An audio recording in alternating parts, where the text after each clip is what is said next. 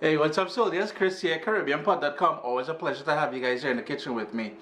Just came back in from the grocery store. Had to grab a couple of ingredients because there has been a ton of requests via Instagram at Caribbean Pot for Jamaican pickled peppers. So I had to go out, grab some peppers, grab some other stuff, ting and ting and ting and ting, and we're finally here. So vibes it up, man. Jamaican pickled peppers, fiery, real fiery. What's up, soldiers? Don't forget to click subscribe. If you've already clicked subscribe, hit that bell notification thing. I want to all you missing out on the new videos, man. Come on, click. Let's quickly run through the ingredients we'll be using here today. I've got here an assortment of scotch bonnet peppers. I won't be using all of these, but quite a bit of it. I'll need one of these Christophine, and in Jamaica they call it chocho, and I think the rest of the world know it as chayote. In the Caribbean, well, in the Southern Caribbean, we call it Christophine. I've got some black peppercorns, and that is totally optional. That is something I like adding to there. We've got here some allspice berries, or pimento berries in Jamaica. I believe they call them pimento seeds. Salt and white sugar. Piece of ginger, that is something I like doing. In some recipes you will see it, in some recipes you won't. I love the taste of ginger in there. I'm using red onion. You don't necessarily have to use red onion. You can use a basic white onion, that is cool as well. And we'll need 1 carrot. To bring it all together, we will need some plain old white vinegar. Now I'll show you how to prepare the Christophine or the chocho. And what I like doing is putting it on its edge, so the sort of ugly mouth area, we put it facing out, and we go straight down and across.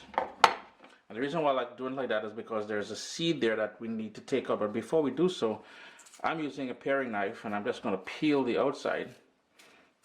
You can use a potato peeler if you want. That is cool as well too. And all you want to do is remove that outer skin, as I'm doing here. In some cases you don't necessarily need to remove the skin, but I just find that it makes it a little bit more tender for the purpose that we're using it for. Then I'm going to go in with my paring knife and scoop out that area there, and boom, we have it all ready. Then at this point, what I like doing is cutting it across so it's not too thick. Stick it together. I'm just going to cut them into slices. So we got these lovely sort of, looks like a French fry almost. And pretty much all you have to do after that is pretty much slice everything up. That is what I'm doing here with the scotch bonnet peppers. And I would definitely recommend using gloves.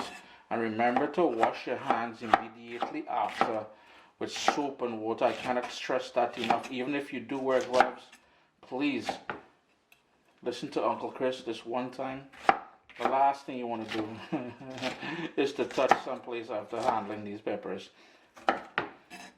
I am including the seeds and everything because I want this to be nice and hot and spicy. After all, it is a pickled pepper. And now all basically you need is a sterilized, well in my case here it's a glass jar. It's been sterilized, and what we're going to do is sort of layer things. But what I like doing, starting off with a bit of those pimento berries and some of the black peppercorn. Then I'm going to go in with some carrots, some of these peppers, some of the onion, and you will have to work it down a bit. It does require a little bit of effort just to keep pushing it down. Some of that chocho or that Christophine. Whole idea here is to do this thing into layers. A little bit more of that black peppercorn, a little bit more of the pimento berries, and I'm just going to keep piling it up and pressing it down as I go through.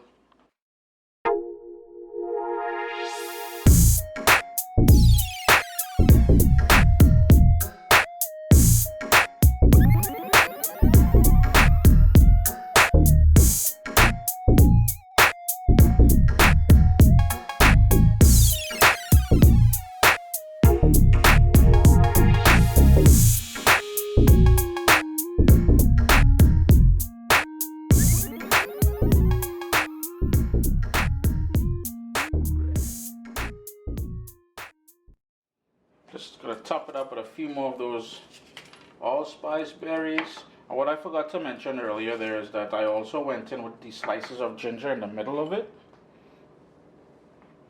We're gonna go in now with that salt and that sugar.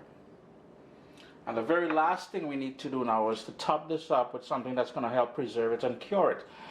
I usually don't like heating up my vinegar. If you want it to warm through your vinegar, because a warm vinegar will sort of bring out more flavors in the, especially the pimento berries and stuff like that.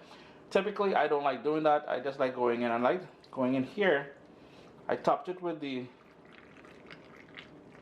salt and the sugar, because as it goes down, it's gonna melt everything and bring everything together.